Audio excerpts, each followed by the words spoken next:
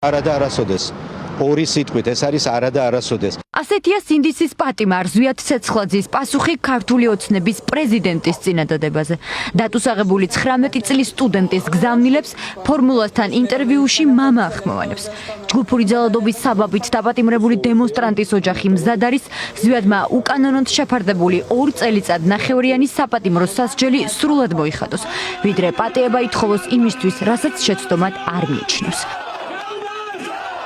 არადა, ეს შეწყალების სანაცვლოდ მიხეილ ყაველაშვილის მიერ წაყენებული მთავარი პირობაა. დიდი პრობლემები აქვს შექმნილი საერთაშორისო არენაზე და ფიქრობენ ევროკავშირის ეს რეკომენდაცია მაინც შეასრულონ, რომ გაანთავისუფლონ ეს სინდისის პატიმრები ციხეებიდან.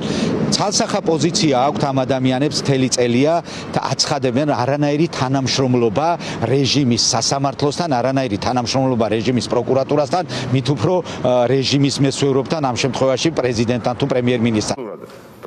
ონისე ცხადაძემ ციხიდან დარეკა. შეწყალებაზე ვიფიქრებ, ოღონდ ასე 1 წელშიო. ჯგუფური ძალადობის საბაბით დატუსაღებულ იუმორისტ საპატიმრო სასჯელის ვადა მომდევნო წელს ისედაც ეწურება. ზვიადის მსგავსად ონისეც გამორიცხავს თავისუფლების სანაცვლოდ რეჟიმის პროკურატურასთან, სასამართლოსა თუ პრეზიდენტთან ვაჭრობას დასთანხმდეს. ბიჭებმა ძალიან ბევრჯერ და გასაგებად თქვეს, რომ არანაირად არ აპირებენ არც შეწყალების თხოვნას და მით უმეტეს არ ჩადენილი დანაშაულის აღიარებას. პირიქით, იქეთ უნდა თხოვონ პატიება ამ ადამიანებს, ამ ეგრეთ წოდებულმა ხელისუფლებამ, რომ დღეები, თვეები და წლები წაართვეს ნერვიულობა, ჯანმრთელობა და კიდევ ბევრი სიხარული და საყვარელ ადამიანებთან ერთად ყოფნა. შესაბამისად, ჩემი ძმაც იმავე აზრზე რჩება, რაც შარშან ამ დროს განაცხადა, რომ ამ ქვეყნისთვის ადამიანები იხოცებოდნენ და არავის ნაკლების გაკეთება არ უნდა ამ ქვეყნისთვის. შესაბამისად, მოიხდიან ბიჭები იმ სასჯელს, რაც ამათ დააკისრეს, არანაირ შეწყალება იმ ადამიანის მიმართ, რომელსაც ტრამპიც არ იწყალებს და ზარს ერთ ზარს არ წყალობს. წერილი ციხიდან დღეს სინდისის პატიმარმა ვეფხია კასრაძემაც გამოგზავნა. რომელ შეწყალებაზეა საუბარი? ამათ თვითონ უნდა მთხოვონ შეწყალება.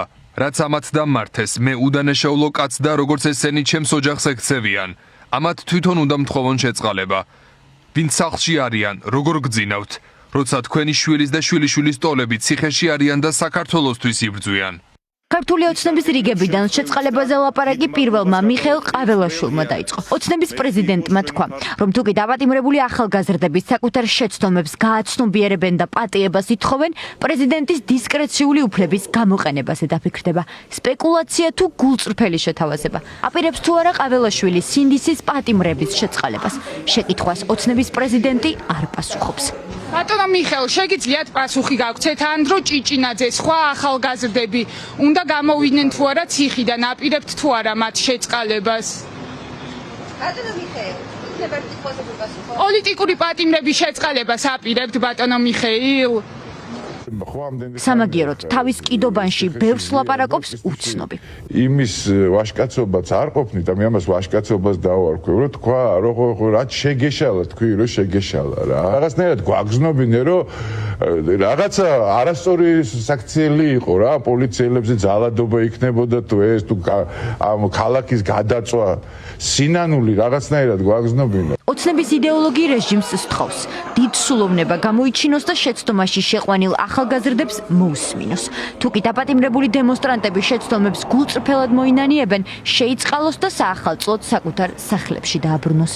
გამოუშვით ეს ადამიანები წინა საახალწლოდ, რომ დააფიქრდნენ რაღაც სიკეთის ფასი რა არის, სიყვარულის ფასი რა არის. სინდისის პატიმრების ოჯახის წევრებს არ სჯერათ, რომ რეჟიმს გულწრფელი მიზნები ამოძრავებს. დაპატიმრებული დემონსტრანტების ოჯახები ვარაუდობენ, რომ უვიზო მიმოსვლის შეჩერების საფრთხე და სანქციები მთავარი მიზეზია, რატომაც შეიძლება ივანიშვილმა ყაველაშვილის ხელით სინდისის პატიმრები შეიწყალოს, თუმცა მაინც არც შეწყალება და არც საპროცესო. სინდისის პატიმრები და მათი ოჯახის წევრები ამ პოზიციაში მტკიცე და ერთსულოვანი არიან. არავით არის შეწყალებას ბიჭები ხელს არ მოაწერენ და არავით არის შეწყალებას არ თხოვენ იმ ეგრეთ წოდებული ბრჭყალების დანაშაულისთვის, რომელიც მათ ჩადენილი აქვთ ქვეყნის სიყვარულისთვის ბრძოლა.